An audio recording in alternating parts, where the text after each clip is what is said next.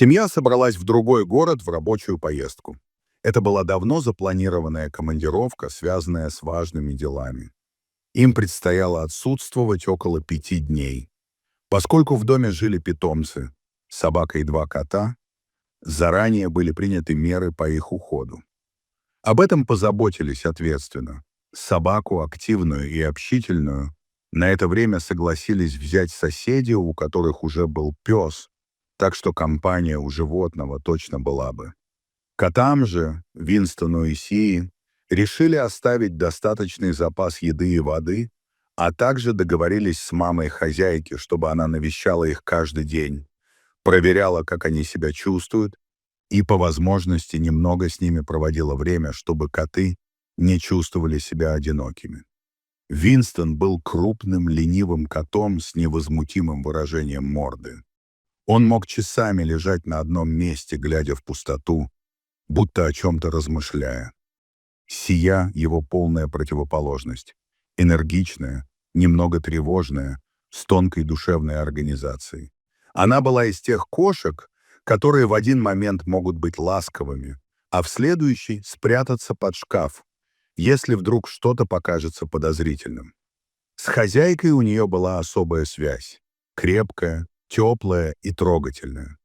Кошка словно чувствовала все, когда хозяйка грустит, когда устала, когда ей просто хочется побыть рядом. Она приходила, ложилась рядом, тихо урчала, как будто успокаивала. Поэтому разлука с хозяйкой давалась ей особенно тяжело.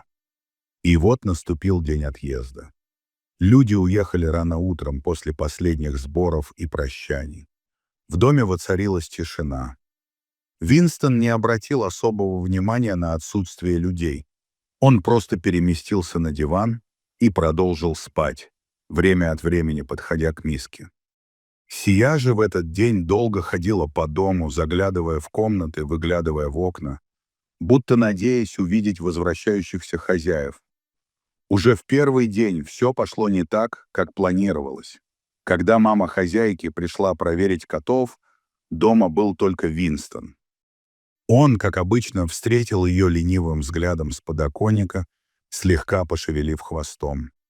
Но Сии нигде не было.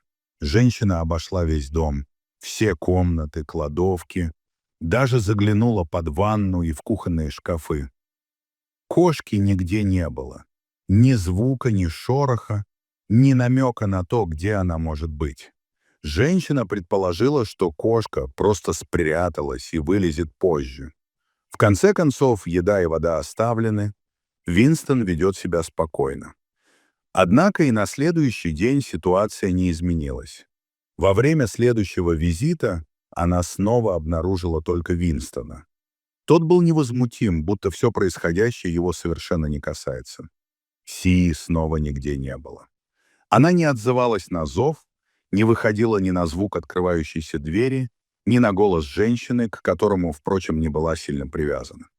Прошло 4 дня, женщина приходила каждый день, проверяла миски, убирала, звала Сию, но каждый раз все повторялось.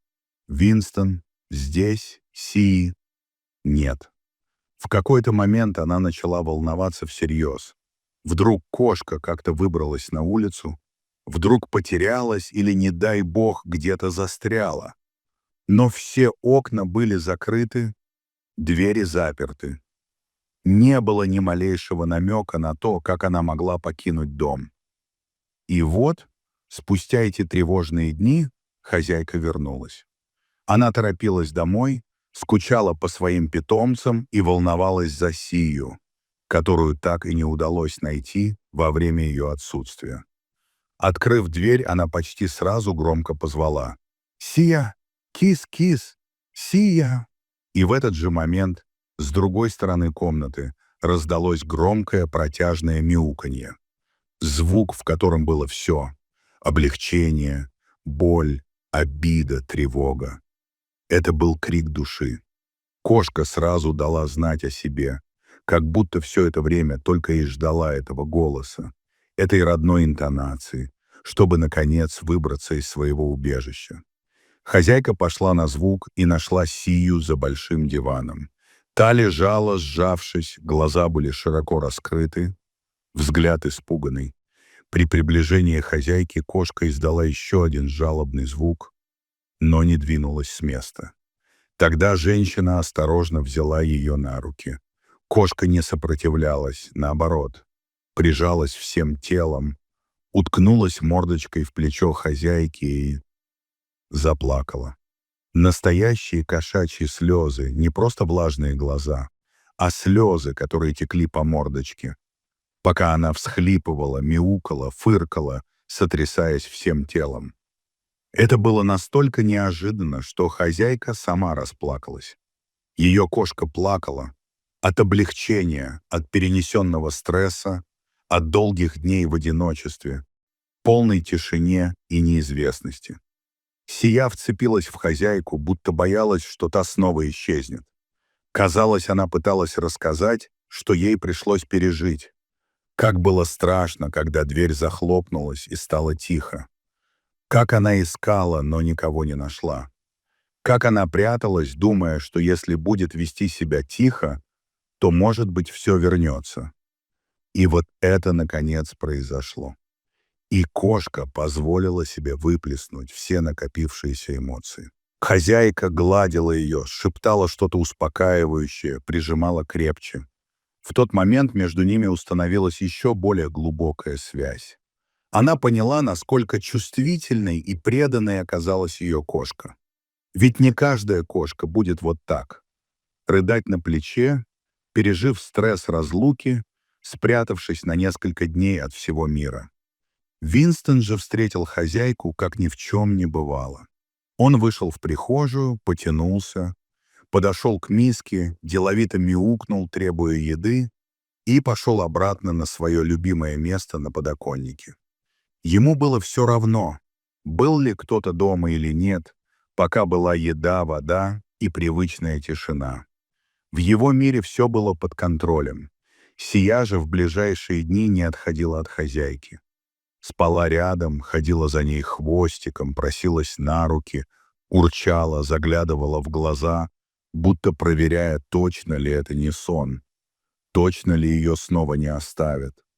Потребовалось несколько дней, чтобы кошка окончательно успокоилась и снова почувствовала себя в безопасности. Эта история напомнила всем, насколько сложный и глубокий внутренний мир может быть у животных. Мы часто воспринимаем их как просто милых и пушистых существ, которые только едят и спят. Но на деле они способны чувствовать, переживать, скучать, бояться и даже плакать.